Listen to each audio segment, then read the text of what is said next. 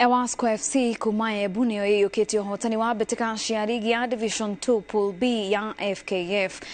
FKF mahotani thutha wa kuhura na kuinukia timu ya Diamond Orange betika-ini iria ithakiirwo kiharu-ini kia mbere. Bao ya FKF igirio ni Newton Westo Joe ndagika-ini ya 34 na kuhura timu yao jeki nginyagia makinya point 66 thutha wa guthaka mibira 30. Maumito thutha ni timu ya Diamond Orange aria ni na baigire na point 62.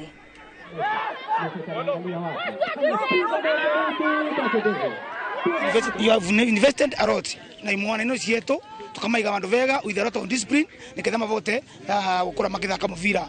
So urane ngiuga foto kinya riu nienda andu awe ndi mwega makama to support nitakwenda all the investors, all the business people, business community na county government through our able governor Cecil Balire makama support club yetu kia Wasco tuvote kuthia mini league niketha twathi division 1 mvote kututeithia tuvote kuthaka game cionthe. Tunaenda hiyo mini league na tunataka kuahidi mafanzo wetu wakuwe tu ready, tuende Mombasa watupe support, na sisi tuna imani hatuwezi waangusha, lazima tuende tuchukue pia hiyo ubingwa ya region. Tukipata tu wafadhili wanaweza tusaidia juu ukiangalia kama hizo game zawe unapata tunaenda watu le sana, watu kama watu 11 unapata tuende ile timu yenye inatakikana. For the first time tunamaliza ligi mbele ya Eastern Zone. Umejua huku tuko Northern Zone ijaifanyika. Sasa tumemaliza ligi Eastern Zone ya Nairobi bado inaendelea.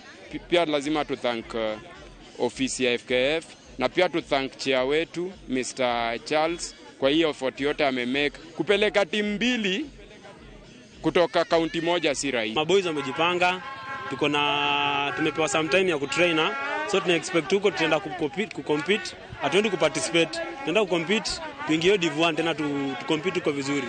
Hiyo ndio aim yetu, kuingia Div 1 na kucompete kwa poa, twende juu.